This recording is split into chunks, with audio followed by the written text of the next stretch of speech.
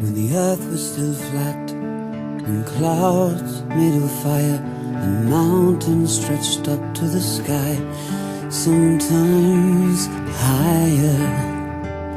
When John Cameron Mitchell landed in the downtown theater and music scene in New York City in the late 1980s, any imaginary border that separated an independent filmmaker sensibility from making punk rock music was arbitrary, in that his first major creative work, the eventual Broadway hit musical Hedwig and the Angry Inch, was born from a DIY collaboration between himself, lyricist and composer Stephen Trask, and other musicians and actors that, true to the New York fighting spirit, had created beauty and art out of a sense of anger and alienation of the era. Later, the filmic adaptation of Hedwig was recognized as part of the wave of late 90s queer independent American cinema, alongside the work of filmmakers like Ira Sachs and Todd Haynes. Each of Mitchell's 3 subsequent films, Short Bus, Rabbit Hole, and How to Talk to Girls at Parties, also invited us to travel fearlessly into uncharted territories. His most recent project, Anthem Homunculus, a musical podcast series for the digital age, tells a story about a man crowdfunding his survival. What's consistent throughout every project is that it cultivates a cross-pollination of artists representing different groups, all the while emphasizing compatibility and compassion between performers, their worlds, and the audiences themselves.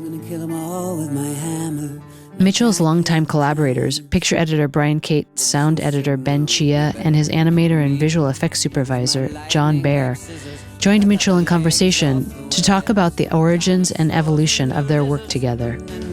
John Cameron Mitchell, Ben Chia, and John Baer joined us via voice over IP.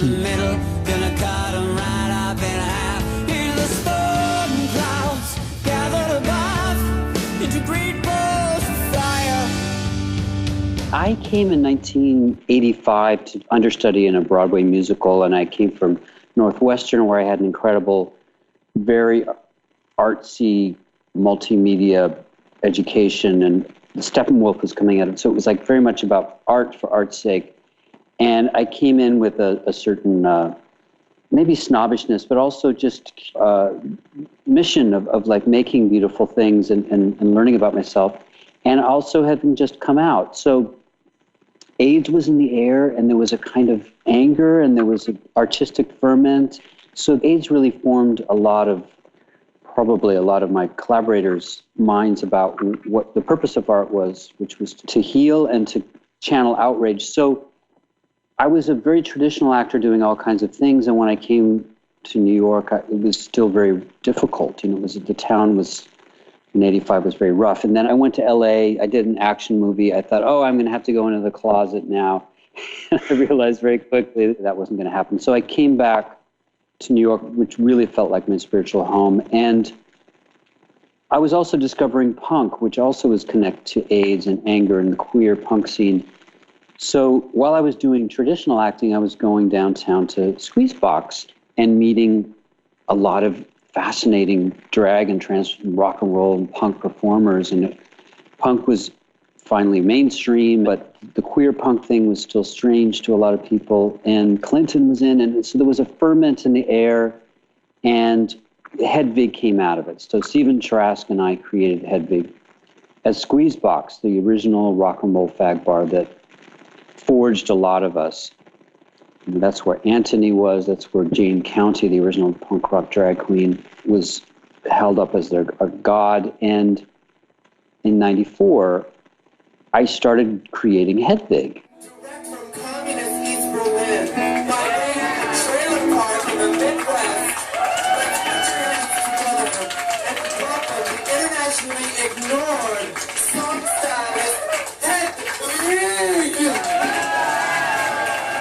In the clubs, I wanted to do something very much outside of theater to keep it from being diluted.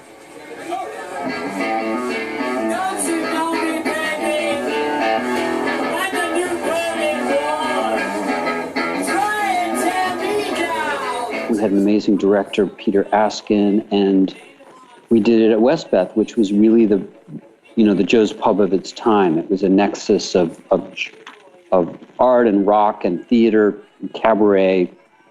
it was a kind of dirty, socialist Westbeth, kind of system. And we did this very bare bones production of Hedwig, in bubble wrap dress. And that's when I met Brian Cates.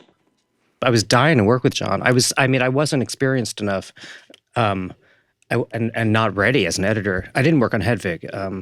But you worked on that, the videotape we made of our first production. I did. Was that an audition?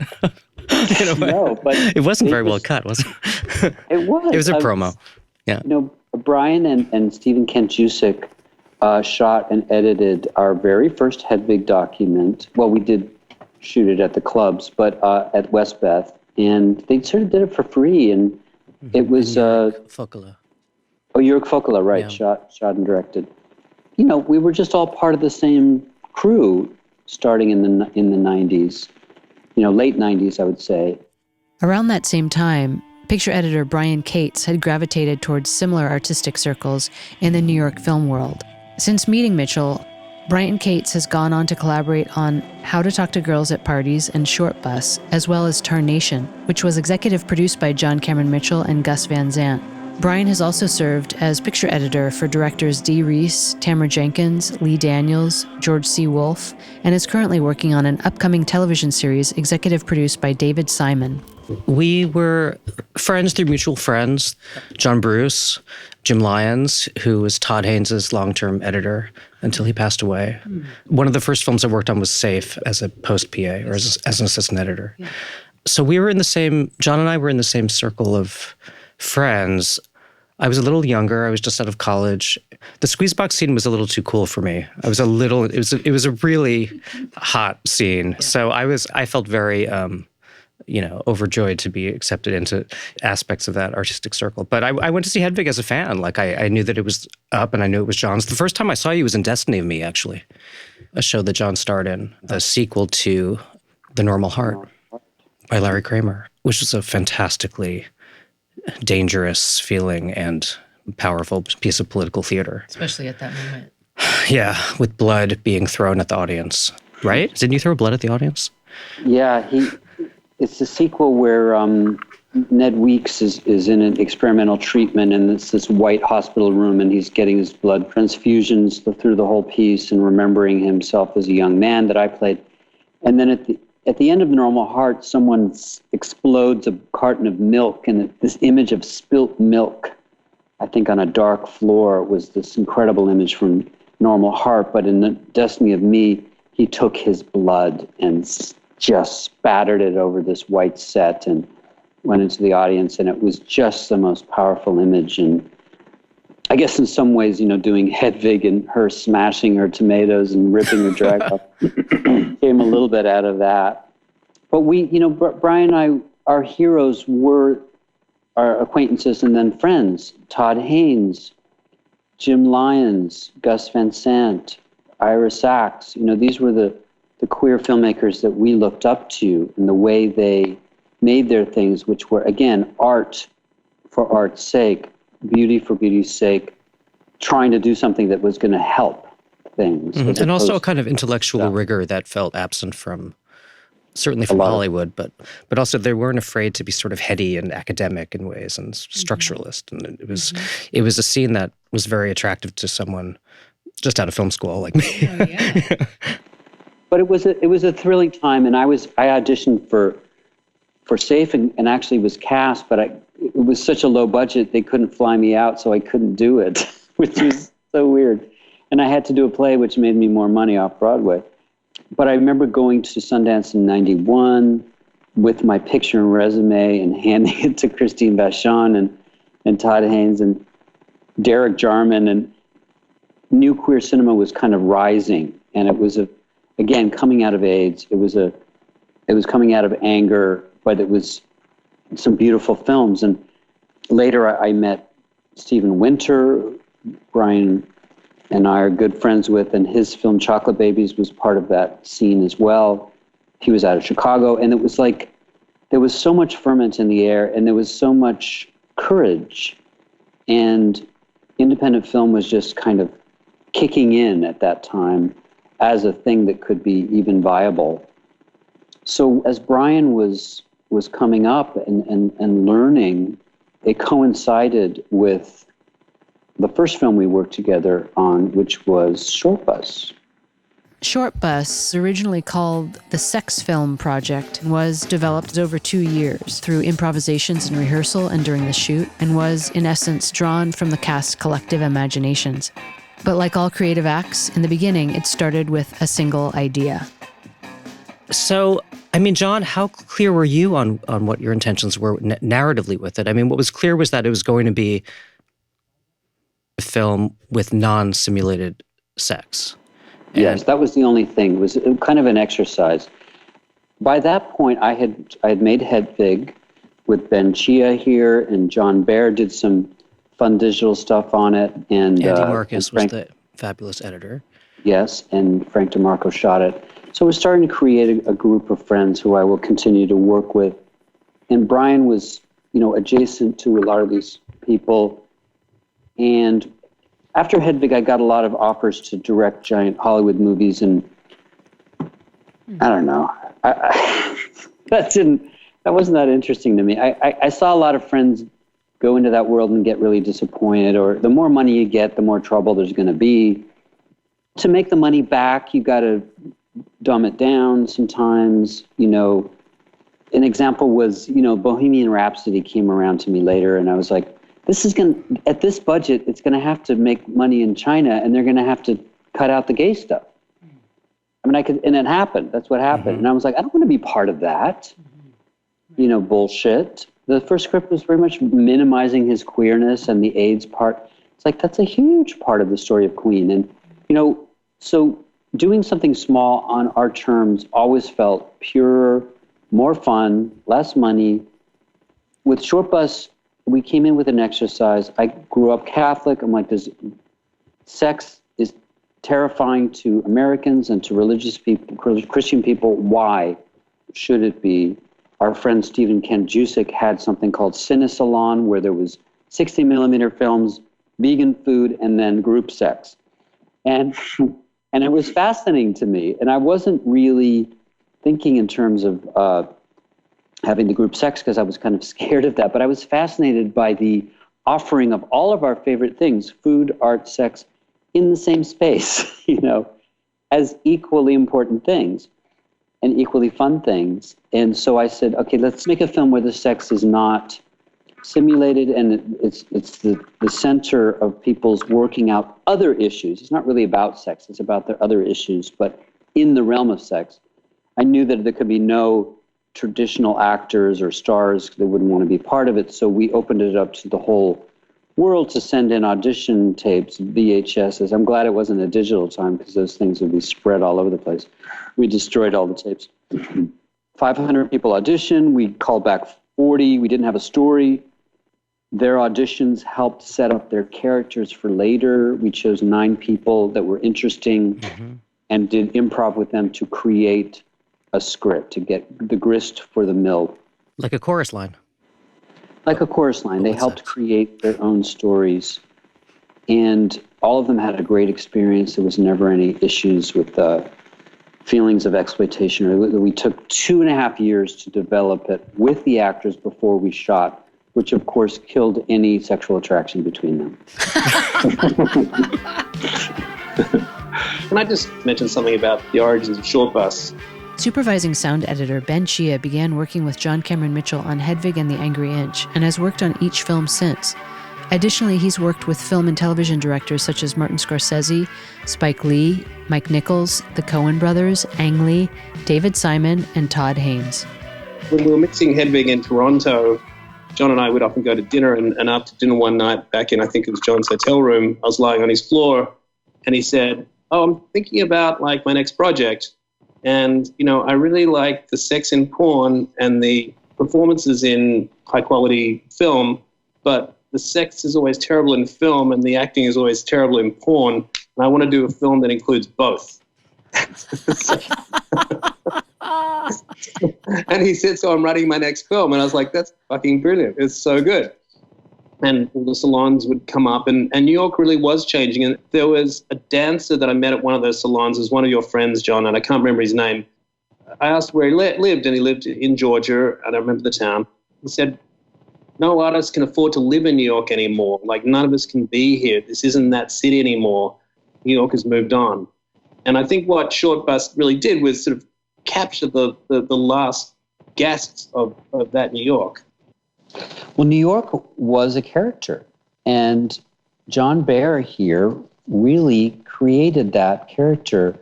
At first, Frank and I was like, well, for a framing device, let's have a kind of roving camera around the city. There is a scale model of the city in the Queens Museum. And I actually met a city councilman who hooked me up with the Queensborough president. It was very like, Tammany Hall. And we were going to be able to shoot there, which actually Todd Haynes eventually shot there for Wonderstruck. Yeah, but we couldn't quite figure out how to do it. So luckily, we had John Baer, the secret weapon in so many films and TV shows. Visual effects supervisor John Baer first began working with John Cameron Mitchell in creating effects and animation sequences for the film Hedwig and the Angry Inch. He's also worked with Mitchell as visual effects supervisor and animator for Short Bus and How to Talk to Girls at Parties. Additional collaborations include working as visual effects supervisor over multiple projects for directors such as Ben Stiller, the Coen brothers, Barry Jenkins, Alfonso Cuarón, David Simon, Jodie Foster, and Todd Haynes.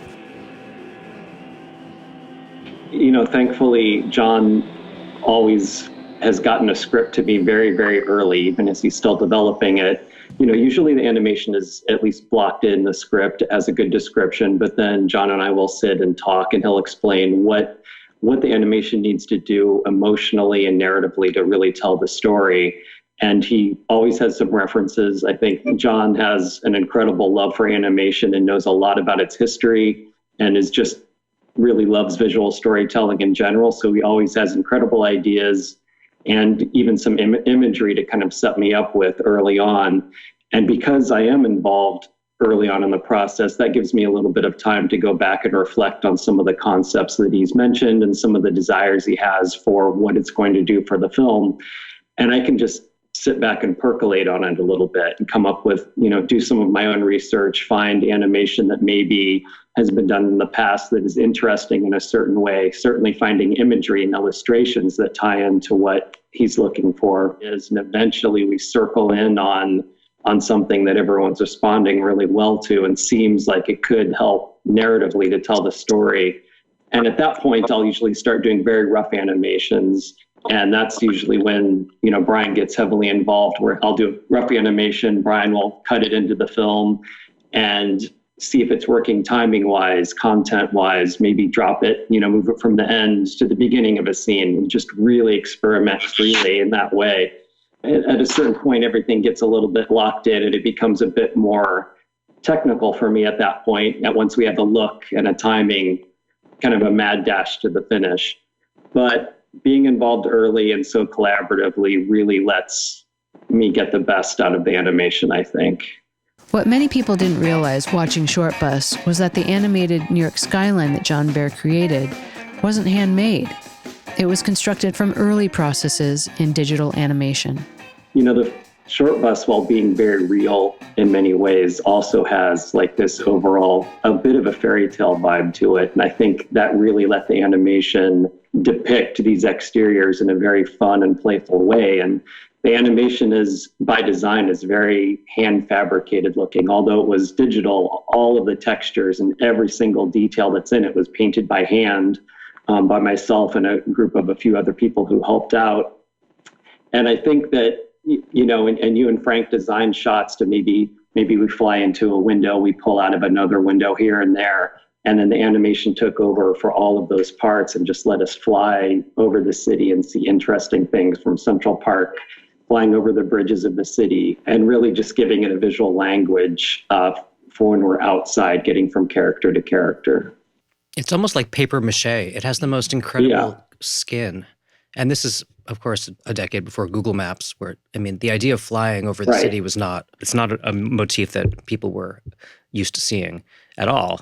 But it was a magical drone feeling, and I didn't really see exactly what John was doing magically, but there really was a perfect mixture of the analog, actual painting services, scanning them, and then wrapping them around 3D models.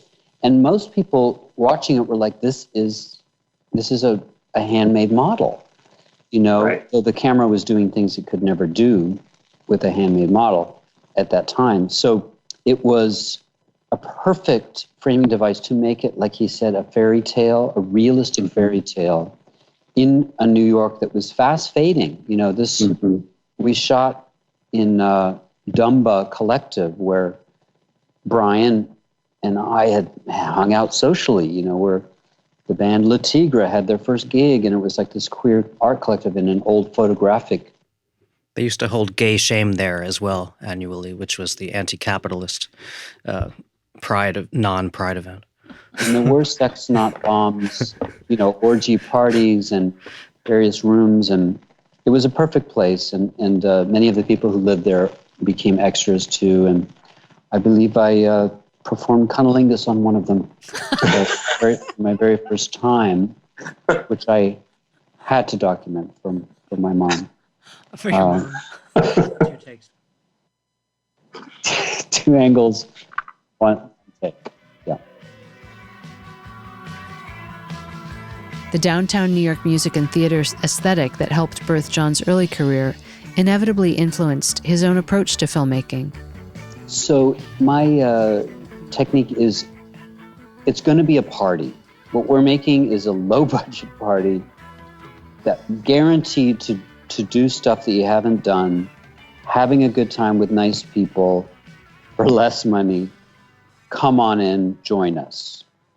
Right? I mean, Ben and John and Brian, that's generally how I like to work, and we know each other, we work together in many instances, and we just know, yes, it's going to be harder than another kind of job where money is thrown at it, but it's always going to be something that you are proud of for a long time, and that you're going to have a good time doing. That is the key to every job. The director is kind of the host of the party. I mean, what you're saying about the sort of ease and the familiarity of the crew and the cast and the sort of openness is also weighted by the specificity of the craft, and especially when it comes to sound and mixing and ADR and finishing. I mean, we mixed a lot of our films at Skywalker with Ben and with Laura Hirschberg in San Francisco. Well, Laura was, again, one of our tribe, but working in the big, on the giant films at Skywalker. And she, between, doing Inception and Ice Age, she wanted to bring in small productions that she really cared about. The mixers got Skywalker to fly people in and do tours, like small filmmakers. And I don't know if they still do that, but she would, between the giant shows, do Short Bus and Tarnation and Girls Rock and, all of these small films that she really cares about in the giant Skywalker setting for a budget. And she's always a go-to person, even when I was doing my podcast series with Brian.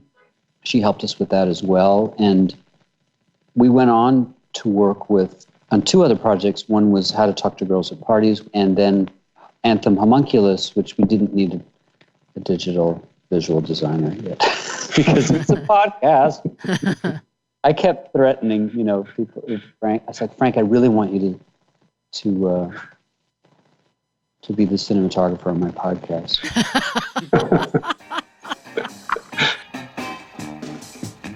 Music can help set the tone or mood of a film, but in the best instances, it also helps tell the story. When that's the case, the film's music editor has to be incredibly articulate in musical phrasing. Here, John Cameron Mitchell talks about the fortune of finding a music editor in his picture editor, Brian Cates, and the buoyancy that offers during the edit process.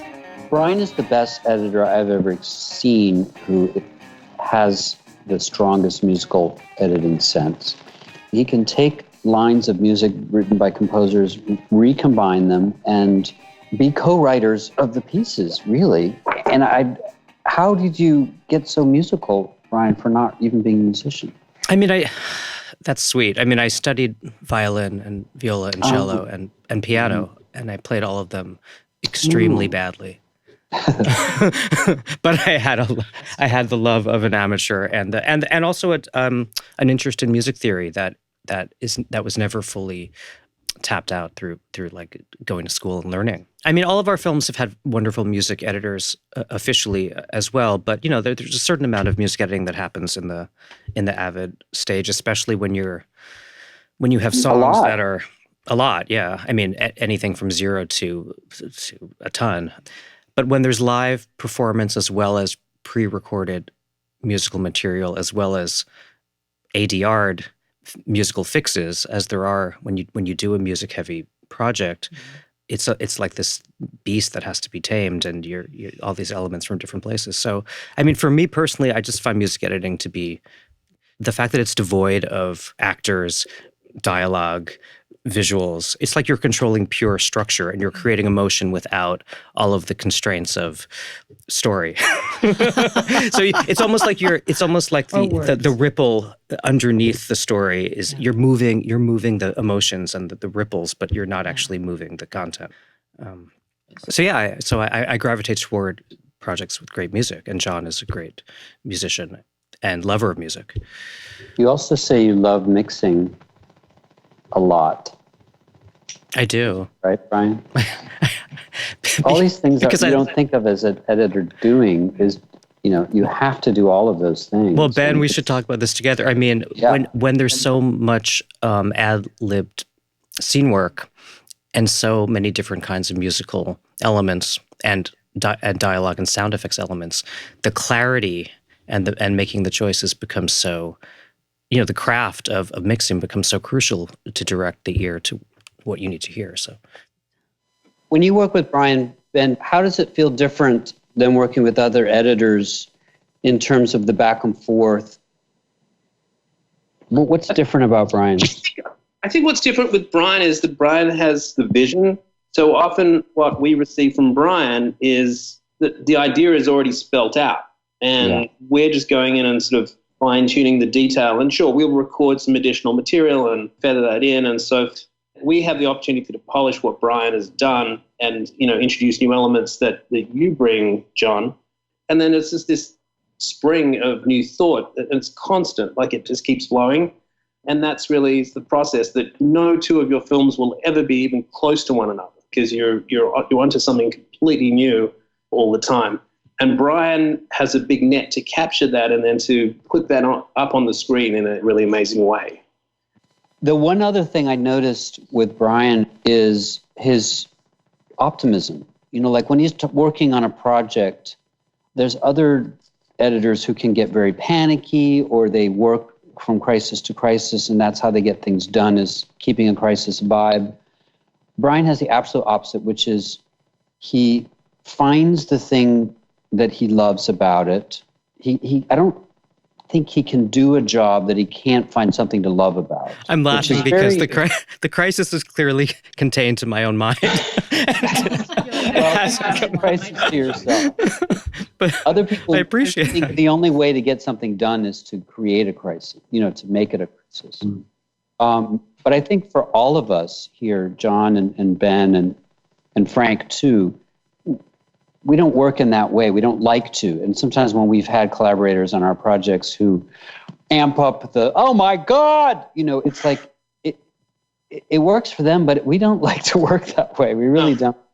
We like the flow. We like the ease. We like the day-to-dayness. We don't need it to be, we deal with notes from outside sources in a deliberative way. We don't ignore them, but we also know they're sometimes coming from, executive panic or justifying a job. And we can see there's a problem, their solution isn't always right. So we're more deliberative. We like to take it easy while working many hours. And all of us, all three of us who are on here right now, I work far beyond, the regular hour day. But the only way to do that is that we have to have an even keel, and we have to have nice people to communicate with. Because if you're working 12-hour day, or a 10-hour day. You don't want to do that for someone you hate. We all have to pay. Or on content that you hate. Yeah, on content that we feel is taking away from humanity. It's very important for us to give something with what we're doing. And granted, we have to keep the lights on and pay the bills, and then we have kids and stuff. And, we might do some things that we don't necessarily are going to hold up as our greatest achievements, but the way we work has to be humane, it has to be deliberative. Brian will never speak ill of a filmmaker. He's not a gossiper. He finds the thing in the project, even if it's not the best project, he finds the thing that he loves about it, and he means it. I don't watch dailies because I get distracted, so I trust Brian to look at them and let me know if there's anything I need to adjust in future shooting. But the assembly is the most depressing part for a director, and it's hard for an editor because they're quickly trying to throw it together. And the director doesn't know what they've done to do that. But the director sees, oh, this is not working.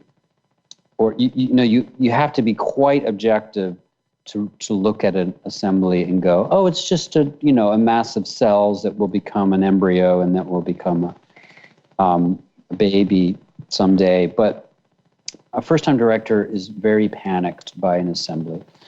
And Brian has a very gentle touch to keep the spirits up and keep things moving forward and not counteract a director's self-hatred at the key moments. So there's a therapy element in there too. Totally. It's a strange time, though, for an editor because it is a big accomplishment just to have an assembly. And I always feel like I've done something very important. And I always have to keep in the back of my mind that it's not going to play that way for the director because it's going to be the worst version of the film that's ever existed. There's no way around it because a film has to be made of deliberate choices. It's a sculptural thing. It takes a long time. Yeah, and an assembly is sort of trying out, different points of view, different shot sizes. It's a really part of an animation. It's just a stick it's showing you a figure. palette of options. Sometimes you try to make more severe directed choices in an assembly, but it's a double-edged sword. Like that could pay off, or it could not show another choice that was a better choice, and then that will be invisible, which will make it a more depressing viewing. So is it better to show a panoply of choices, or better to make a strong choice that's the wrong choice? And it could easily be wrong because it's all about the context, and there is no context. And the editor uses the script for the assembly, even if it's not working, because they don't want to overstep their bounds with a director to make a directorial decision, so to speak. So the assembly is supposed to be based on the script, even if it's not working.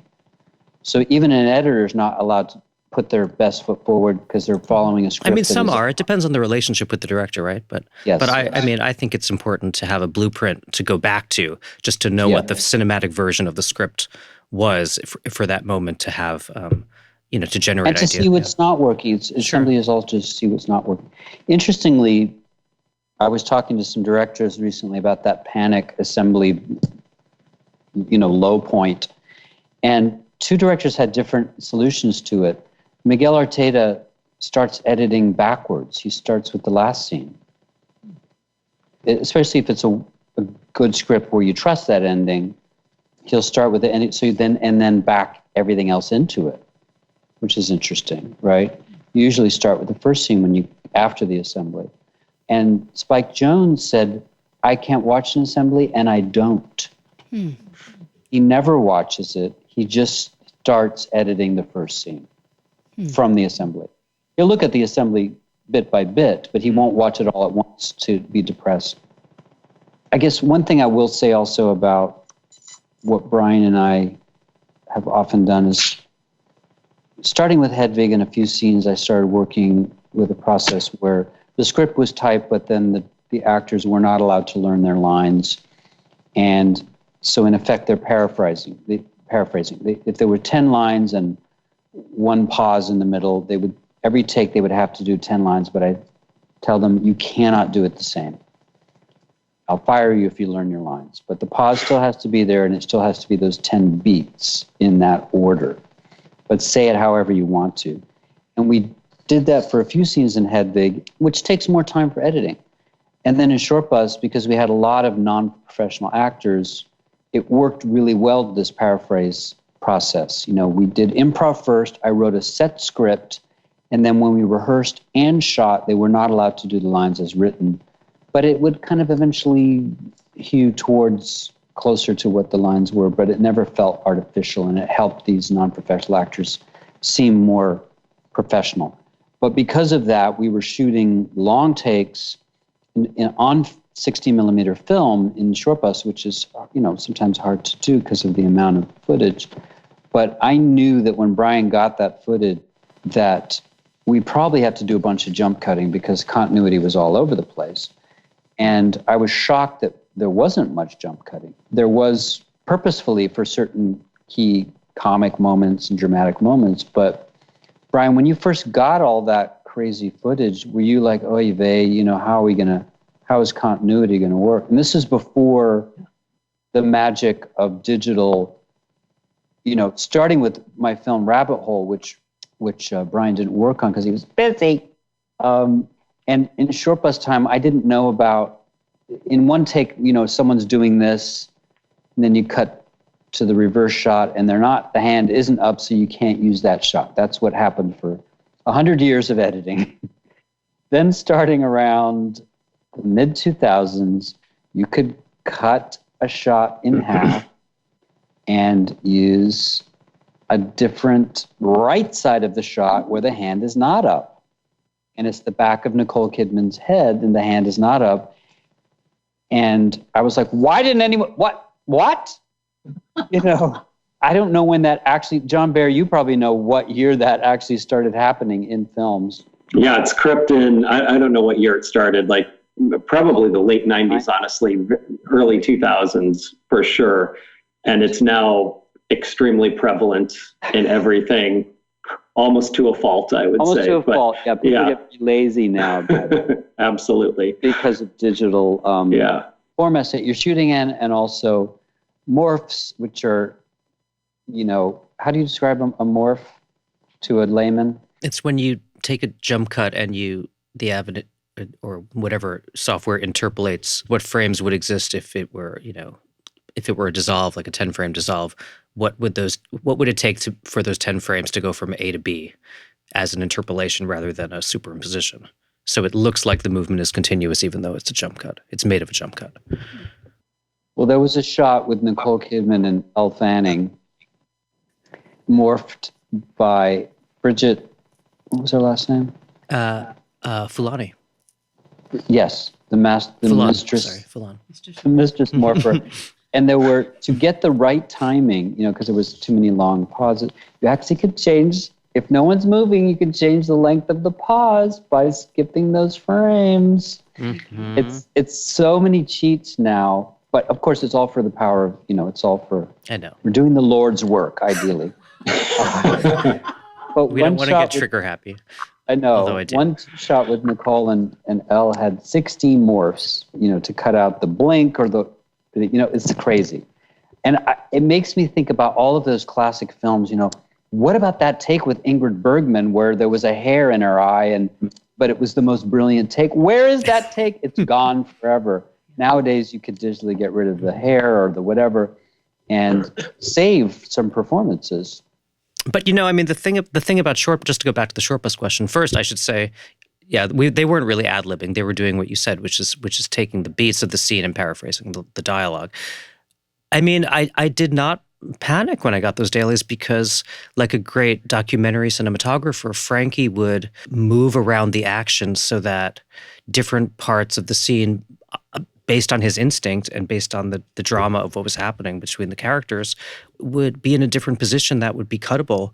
You would find a way to have different graphic options within shots because the camera would be roving. So a setup was not a setup. A setup could be multiple setups based on starting and ending in different places. A different person would be featured, or a different person would be on the right side or the left side. So the fact that we had a lot of shots and coverage helped. Sure. I mean, sometimes I would feel locked into certain dialogue that I didn't want to be in because I needed an action to finish before cutting or something like that.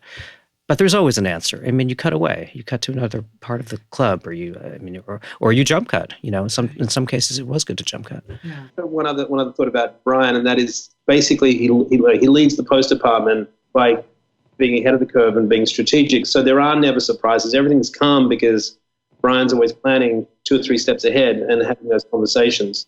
Can I zoom out for a second and say that none of that would be possible without a strong creative producer like our producer Howard Gertler, who enables the production to run financially safely so that people are not panicking about time, about how long the mix is, about how many ADR days you have, about how many shoot days you have, about what format you're shooting on. Everything that instills panic can be prevented with good producing. Yeah. There's top-down essential part of that. Often. And Howard is the best producer I've ever worked with in terms of his, being good with money, but also being fair, being honest, being direct. This is what we have. Being firm without being an asshole. If he doesn't agree, he'll just be very quiet. He sort of, it's, until he's just worn you out with his silence. And then you're like, all right, I'll try it. And he's usually 90% right, and often 100% right. But that's a good point. Like, I never feel like we're rushed or we're scarce or we're anything. It's just sort of setting the tone for basically inviting people into the party. It's like that's the way it feels every time. It's so much fun. In How to Talk to Girls at Parties, visual effects supervisor John Baer, sound editor Ben Chia, and picture editor Brian Cates collaborated with Mitchell in creating a love story between a group of boys of 1970s Brixton, England, and 1970s aliens. For John Baer, it was a question of how exactly does one use animation to symbolically and visually fuse such disparate worlds.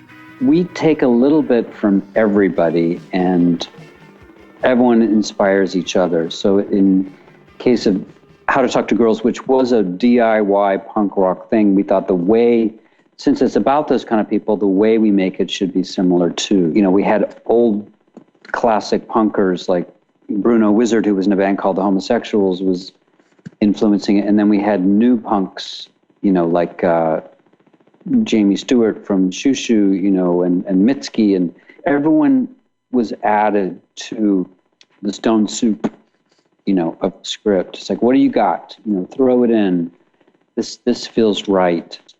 It's what's right for the piece. I'm an actor, so I adapt to what the play is supposed to do. So as a filmmaker too, I adapt to what the script needs, and I don't like to need to pee all over something to make it mine. It's like, let's find the thing that's special about it.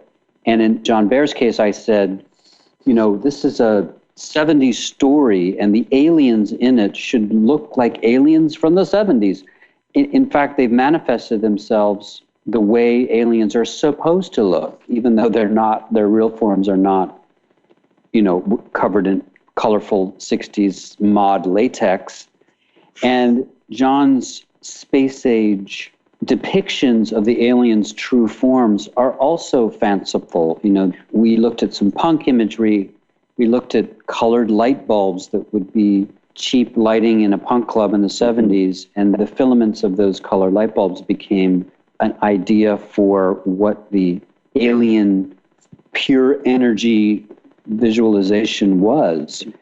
It's comic booky, it's 70s, it's punk, it's post-punk, it's fun. So with sound, just like with John Baer's visuals, Ben can corroborate, there are a lot of options sonically. With all the musicals that we've done, you're diving into the pre-record and the live vocals and the ADR that's done afterwards. So there's always whatever the best of performance-wise. Yeah. We had kind of banks of sonic material that Matmos, which is a musical duo, created a lot of textures and sounds and sound design stuff. They work with analog things, washing machines, loops and sampled. And I just said, give us a ton of stuff, think about krautrock, which is very propulsive 70s German music. Just give me variations in tempo. And Brian and we had a few music editors, ended up layering a lot of stuff. We had Nico Muley giving us stuff, and alien vocals sounds. Was one woman actually doing a lot of sounds. So we had this incredible bank of material that our music editors and Brian could work with to create score and sound design. Mm-hmm. But going in, which is very rare. I mean, maybe it's not so rare before we shot in the world of cinema, but in my experience, it's rare to come into a picture edit in the assembly stage while production is happening and already have folders in the Avid filled with ideas for sound concepts, things that have been recorded that are original for the show. And in Short Bus, it was music. John had libraries of relevant or irrelevant, usually relevant music that was instrumental to scenes. So there would always be a sonic world that was burgeoning even during production, which is an incredible luxury for a picture editor because you're in the universe and you have something to build from. Over the past 30 years, the family of collaborators around Mitchell's work has steadily grown. I asked John about how he forges these relationships and maintains them over time. Just being around and being in New York, all of these people you can call upon them. You can reach out. Emily Hubley, who did the animation for Hedwig, was sisters to Georgia Hubley, who's in Yola Tango, who ended up doing, Short Bus score. And it's always, what's up? Who's next? And with Short Bus especially, I would see performers, Scott Matthew, who did a lot of music, Justin Vivian Bond, and write for them. It's like, I love you. What can I do? How can I partner with you in this film? So I would write roles for them or music. Can you give me a song? And again, it's like the party, it's like join the party. And when we were looking for punk songs, and we're looking at our favorite modern people to write punk songs in the style of the 70s. And Bruno Wizard I mentioned, but also Jamie Stewart, and just people who I admire. That's how I wrote Hedwig too, is like combining all the things I love. Drag, stand-up, Broadway musical, performance art, ram them together into something with a strong central metaphor. And again, with Short Bus, it's like, I love your work, Murray Hill, or my friend Alan Mandel, who was a friend of Samuel Beckett. You can play the mayor of New York. It's like, just, what can we all do together? I really do like that Mad Dogs and Englishmen way of working. It's like, what have you got to show? What do you got to give? And then I'll arrange it, letting everyone know that they're really welcome to throw out ideas, and I can sort of be the curator of those ideas and synthesize them into a more cohesive whole. Mm-hmm. Homunculus too, in a huge way. I can't think of a better showcase for Nakane. His own work, obviously, but those songs they take flight in a way that's like, I can't imagine somebody else doing the songs the way that he does them. I know. And I met him on Instagram. Yeah. I had acquaintances like Glenn Close and Patti LuPone playing major roles. Cynthia Riva, who I saw in Color Purple and said, I got to write something beautiful for her. She's a star. Dennis O'Hare played my dad. He was a friend from college. Justin Bond, get everybody in. New friends. There's an incredible new comedian scene in Brooklyn. Julio Torres, Lorelai Ramirez, Ty Bauman. There's got to be something for you. And I would create it. So with Nakane, who is a South African singer who's stunning, I had heard about him in a film called The Wound. He was an actor, and I looked his music up. It was incredible. I couldn't get a hold of him. Then I was like, I'm on that new thing called Instagram, and I just DM'd him, and he was like, I was just watching Short Bus here in Johannesburg as a guide for my next video, which has an orgy in it. And I'm like, and again, you meet someone in your tribe from another country, and then I said, join us. And he came. We flew him out, and he plays my boyfriend in Anthem Homunculus, and he's absolutely brilliant. So that family keeps growing, and if someone we know doesn't quite have the skill set we need, I might say to John Baer, do you know someone who could do that? I know that's not really in your wheelhouse. And he'll say, there's that person, like the neurologist who discusses my brain, gives me research for my brain tumor in Anthem, came through Laura Hirschberg. So it's like this happens, in our lives all the time. But this community of people means you're never alone when you're making something beautiful. And then you, of course, try to help them with their thing. If I can help someone else make their podcast or comment on their script, that's, my giving back to them. And it's a beautiful thing, and we also do our money jobs, which aren't maybe as satisfying, but can still be very rewarding, and fun, but they're maybe not the thing you're proud of, at the end of your life. But, you paid your bills. But you do those bills in order to do the ones that we love to work on. Mm-hmm. I mean, our second editor on Anthem was Ali Muni, who was one of the assistant editors on Short Bus. I mean, these are turning into generationally long relationships that have, that keep echoing, which is so lovely. With Anthem, we really wanted to push the podcast form into a more cinematic realm. 40 actors, 40 pieces of music. For the first time, I was actually writing songs with my composer, Brian Weller. Hedvig, was a separate writer that I guided, but was, those were his songs. So trying something new was very important to us. Brian had never done a podcast, a narrative podcast.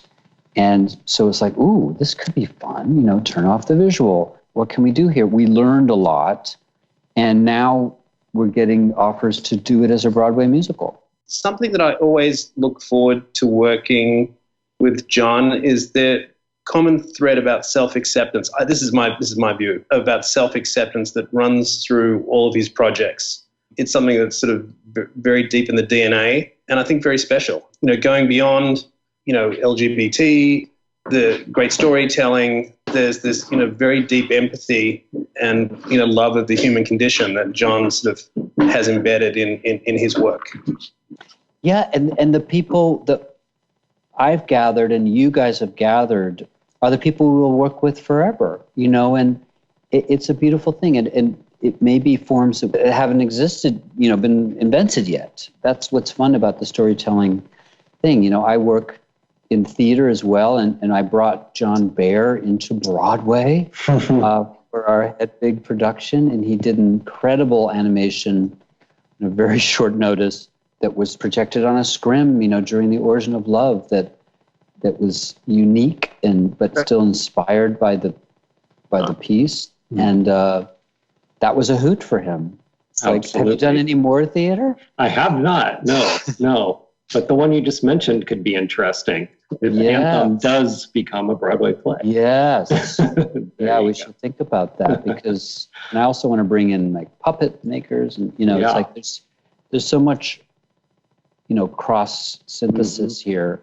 I always grew up doing it all, and I don't see why you have to do one thing. And then I'm sure we'll be asked about how sonic storytelling can happen, because there'll be a lot more of that, that's just sound, and a lot more that John will be doing that's just digital by itself, without even live action. So that, we're all up for it all. There's going to be plenty more parties.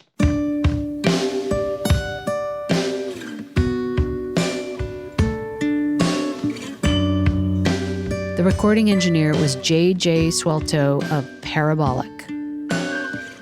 The episode was mixed by Chris White of Technicolor Postworks. Music selections are from the Broadway musical Hedvig and the Angry Inch, the musical podcast series Anthem Homunculus, and the punk band The Homosexuals. You were a small